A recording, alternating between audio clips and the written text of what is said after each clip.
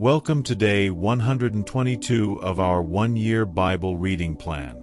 Today in 2 Samuel 12-14, we see the prophet Nathan confront David about his sin, and David repents, yet consequences follow. We also witness heartbreak within David's family. In Luke 24 verses 36-53, Jesus appears to his disciples after his resurrection, brings them peace, and ascends into heaven.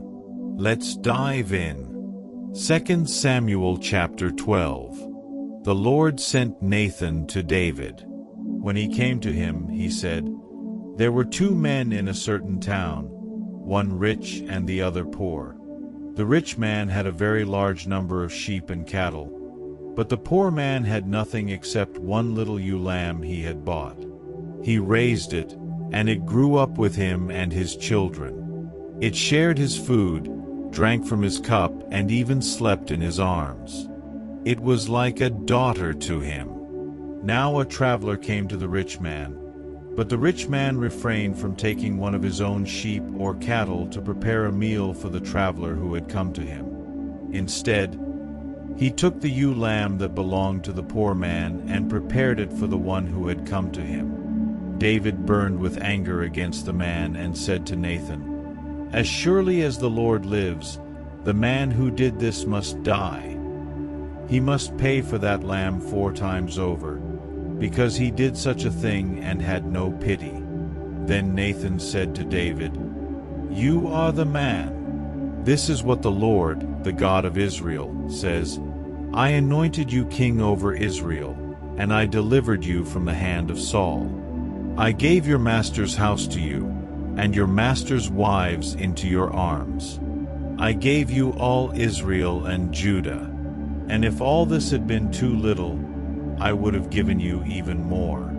Why did you despise the word of the Lord by doing what is evil in his eyes? You struck down Uriah the Hittite with the sword and took his wife to be your own. You killed him with the sword of the Ammonites. Now, therefore, the sword will never depart from your house, because you despised me and took the wife of Uriah the Hittite to be your own. This is what the Lord says, out of your own household I am going to bring calamity on you. Before your very eyes I will take your wives and give them to one who is close to you, and he will sleep with your wives in broad daylight. You did it in secret, but I will do this thing in broad daylight before all Israel.' Then David said to Nathan, 'I have sinned against the Lord.' Nathan replied, 'The Lord has taken away your sin. You are not going to die. But because by doing this you have shown utter contempt for the Lord, the son born to you will die.' After Nathan had gone home, the Lord struck the child that Uriah's wife had borne to David, and he became ill. David pleaded with God for the child. He fasted and spent the nights lying in sackcloth on the ground. The elders of his household stood beside him to get him up from the ground, but he refused, and he would not eat any food with them. On the 7th day the child died. David's attendants were afraid to tell him that the child was dead, for they thought, while the child was still living, he wouldn't listen to us when we spoke to him. How can we now tell him the child is dead? He may do something desperate. David noticed that his attendants were whispering among themselves, and he realized the child was dead. 'Is the child dead?' he asked. 'Yes,' they replied. 'He is dead.' Then David got up from the ground. After he had washed, put on lotions and changed his clothes, he went into the house of the Lord and worshipped. Then he went to his own house, and at his request they served him food, and he ate.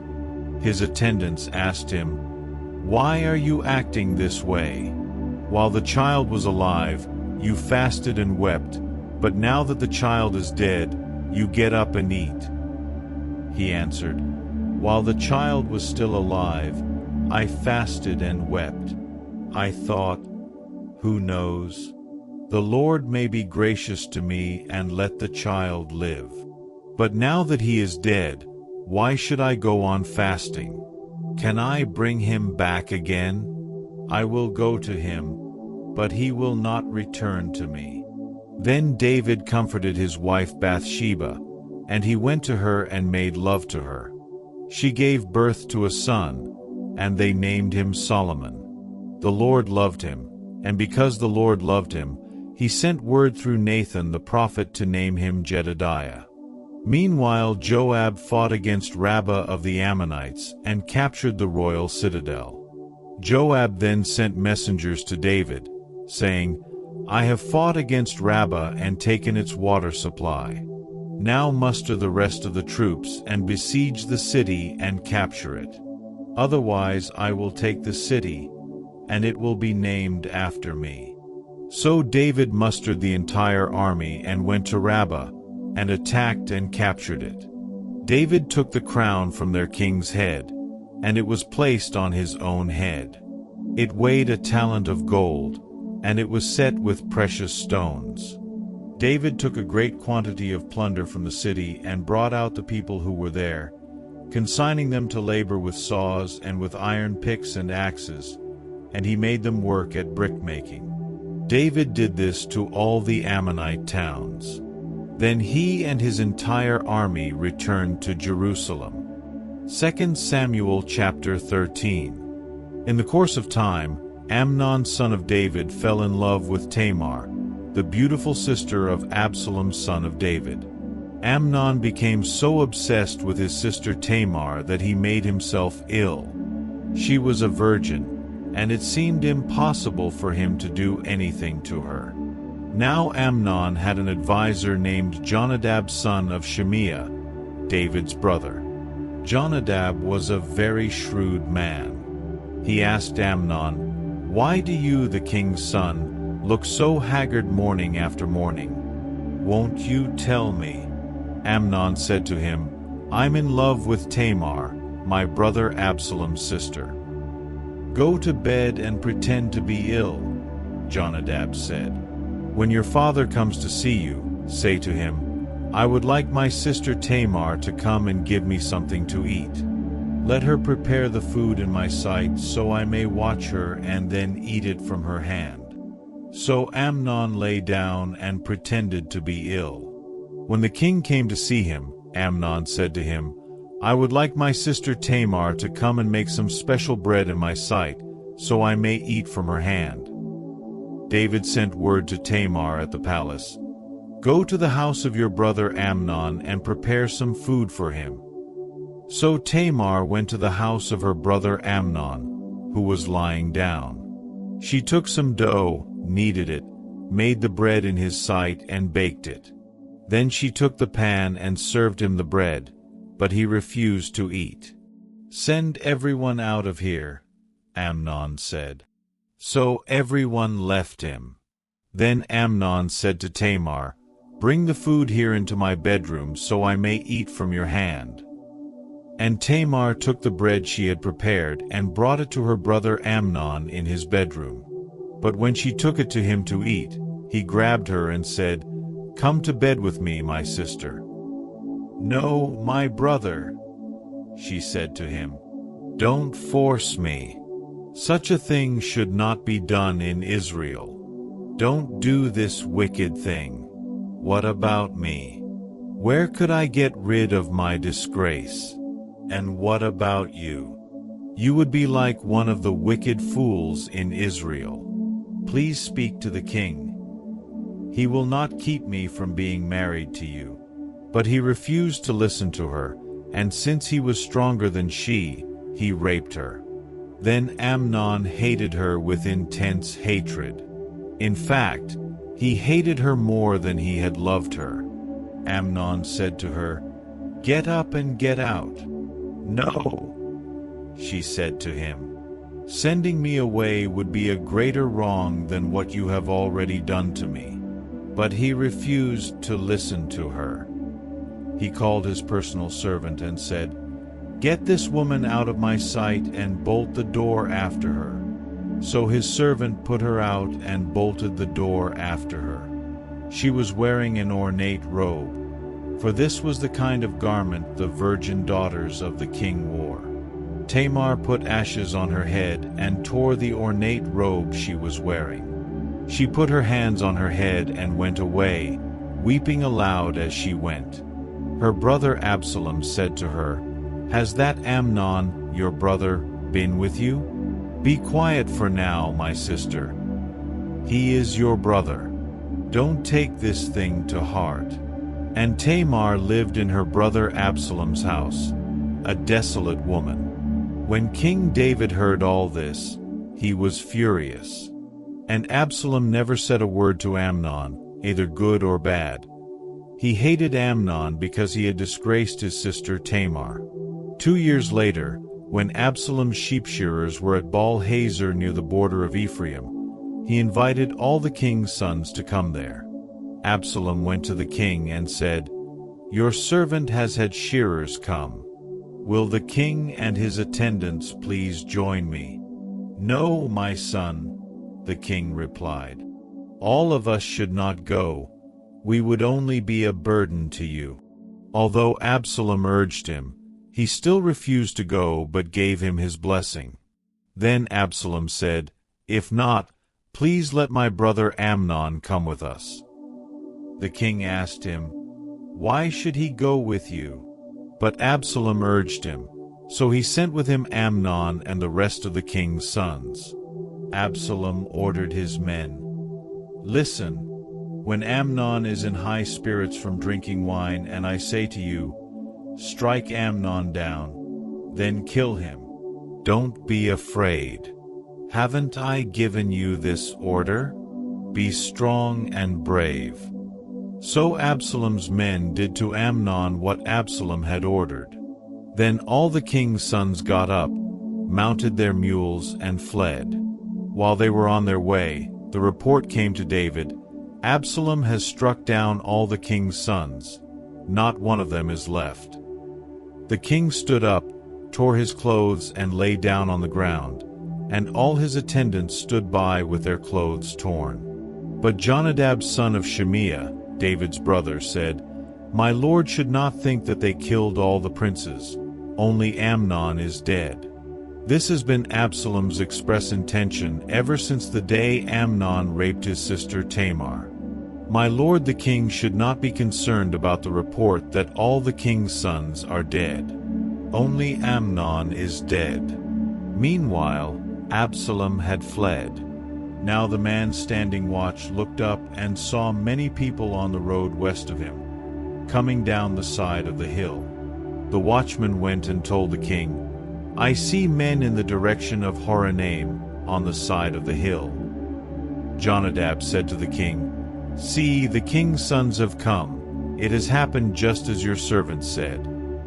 As he finished speaking, the king's sons came in, wailing loudly. The king, too, and all his attendants wept very bitterly. Absalom fled and went to Talmai son of Ammihud, the king of Geshur. But King David mourned many days for his son. After Absalom fled and went to Geshur, he stayed there 3 years. And King David longed to go to Absalom, for he was consoled concerning Amnon's death.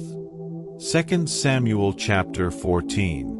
Joab son of Zeruiah knew that the king's heart longed for Absalom. So Joab sent someone to Tekoa and had a wise woman brought from there. He said to her, "Pretend you are in mourning. Dress in mourning clothes, and don't use any cosmetic lotions. Act like a woman who has spent many days grieving for the dead. Then go to the king and speak these words to him." And Joab put the words in her mouth. When the woman from Tekoa went to the king, she fell with her face to the ground to pay him honor, and she said, "Help me, your majesty." The king asked her, "What is troubling you?" She said, "I am a widow. My husband is dead. I, your servant, had 2 sons. They got into a fight with each other in the field, and no one was there to separate them. One struck the other and killed him. Now the whole clan has risen up against your servant. They say, 'Hand over the one who struck his brother down, so that we may put him to death for the life of his brother whom he killed. Then we will get rid of the heir as well.' They would put out the only burning coal I have left, leaving my husband neither name nor descendant on the face of the earth." The king said to the woman, "Go home, and I will issue an order in your behalf." But the woman from Tekoa said to him, "Let my lord the king pardon me and my family, and let the king and his throne be without guilt." The king replied, "If anyone says anything to you, bring them to me, and they will not bother you again." She said, "Then let the king invoke the Lord his God to prevent the avenger of blood from adding to the destruction, so that my son will not be destroyed. As surely as the Lord lives," he said, "not one hair of your son's head will fall to the ground." Then the woman said, "Let your servant speak a word to my lord the king." "Speak," he replied.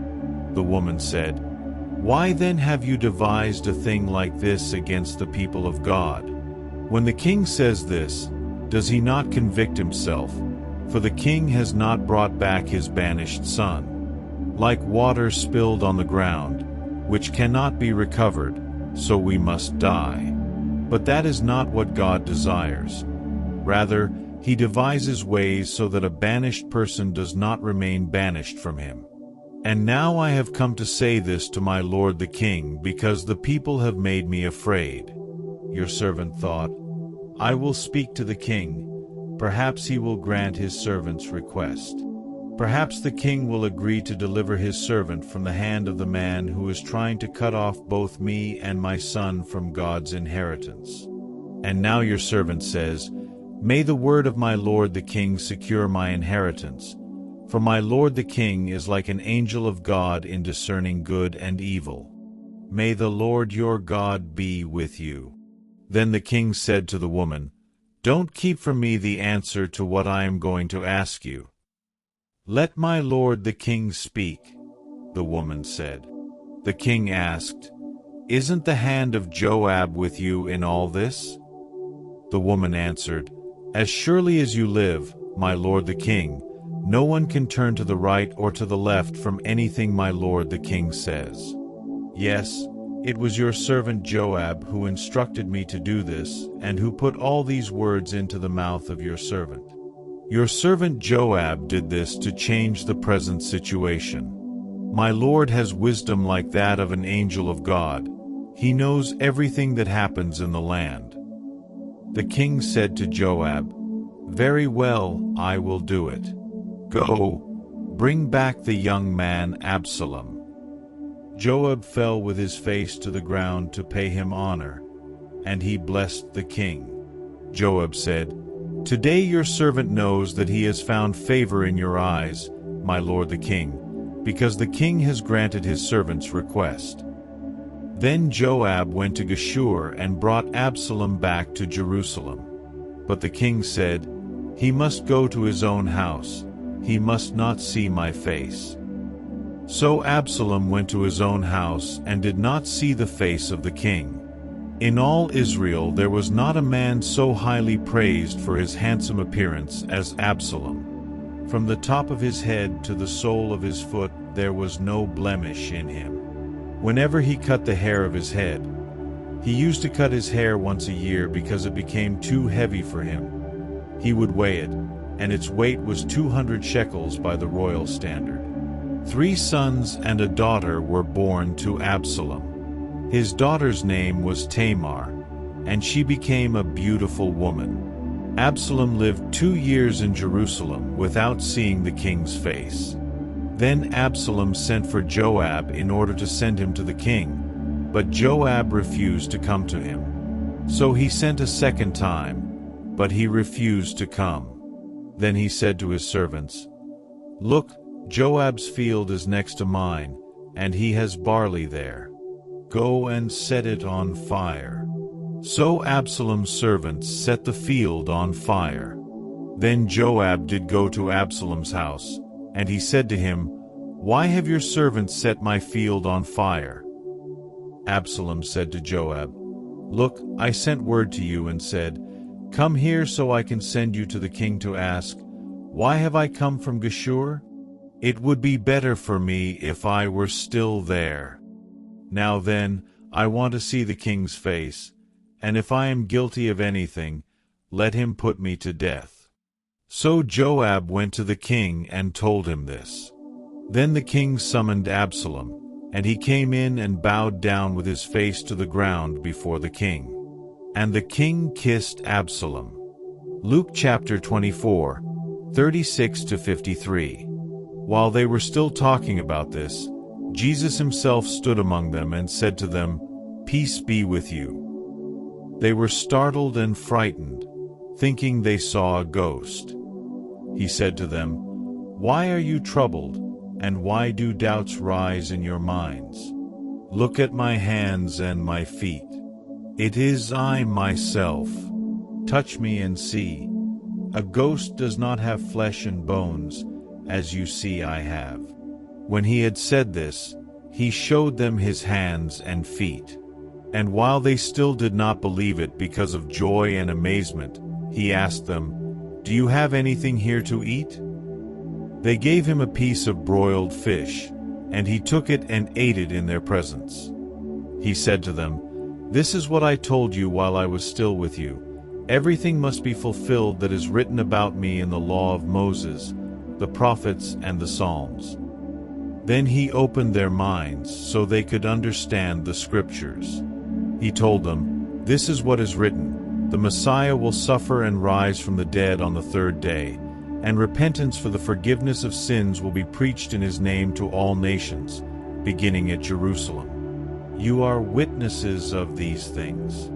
I am going to send you what my Father has promised.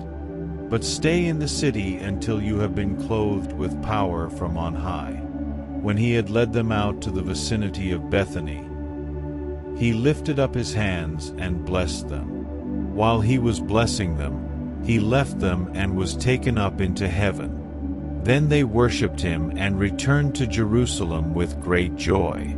And they stayed continually at the temple, praising God. Thank you for joining today's Bible reading. Even in brokenness, God offers grace. David's story shows the weight of sin, but also the hope in repentance. And Luke closes with the risen Christ ascending in glory. Our hope is alive. See you tomorrow.